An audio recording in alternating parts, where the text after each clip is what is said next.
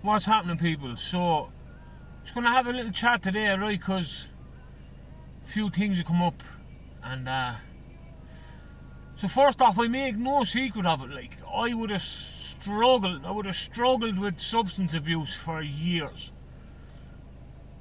I would have been stuck in the clutches of addiction for years, but I'm years sober now, right? But the characteristics of me, the build-up of me now is a completely different person than I was in addiction, right? But those defects of character that I had in addiction, they still exist within me. It's a continuous battle every day, like. Do you understand? So I have to wind me neck in. like a few times over like the course of me getting myself sober. Still to this day, I can still find myself engaging in pettiness and things like. I was comfortable in the chaos, like, you understand? I was comfortable in the chaos. I thrived when I was in addiction and in a bad headspace. I thrived in negativity. I thrived in addiction. Like, I thrived in addiction, in the negativity and the pettiness, and it took me away from certain situations. Like, forget about this situation, I'm going to get completely petty into this and I'm going to go full throttle. Like, I thrived in the chaos, right? And anyone that's in addiction or in a recovery, or so I'm sure someone will be able to relate to what I'm saying, like, you know what I mean? Because it's addiction isn't just physical, it's mental, like. And I thrived in the madness, right?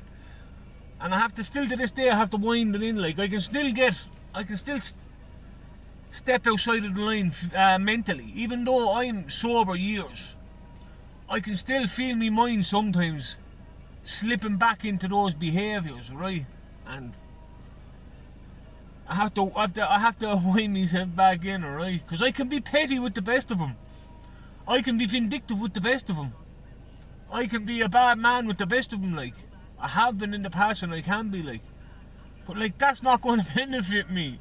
That's just me feeding into being comfortable in the chaos, right?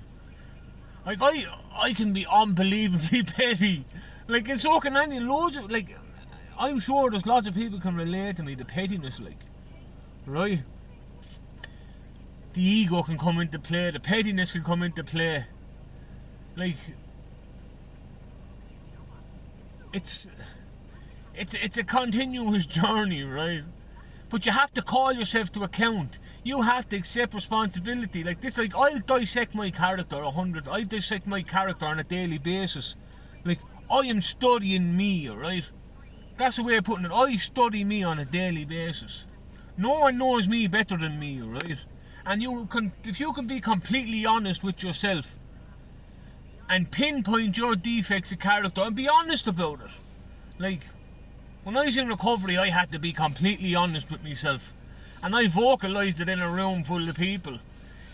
And you start to realise how ego and how pettiness and how vindictive you would be, like how ego-driven, vindictive and petty you will be in addiction, because your psychological build-up is made of that. And how manipulative. I can be manipulative, deceiving.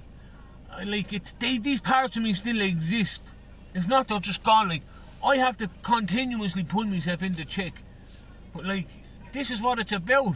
It's just mad. Like, the psychological build-up of an addict.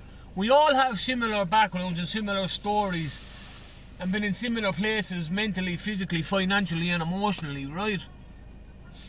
And I'm sure a lot of people can relate, as I say. But it's just mad. Like, you just have to wind yourself back in, ground yourself and say, look, I'm being petty here, or I'm being manipulative here, or yeah, you could do this, you can do that, you can take it upon yourself to do this, that and the other.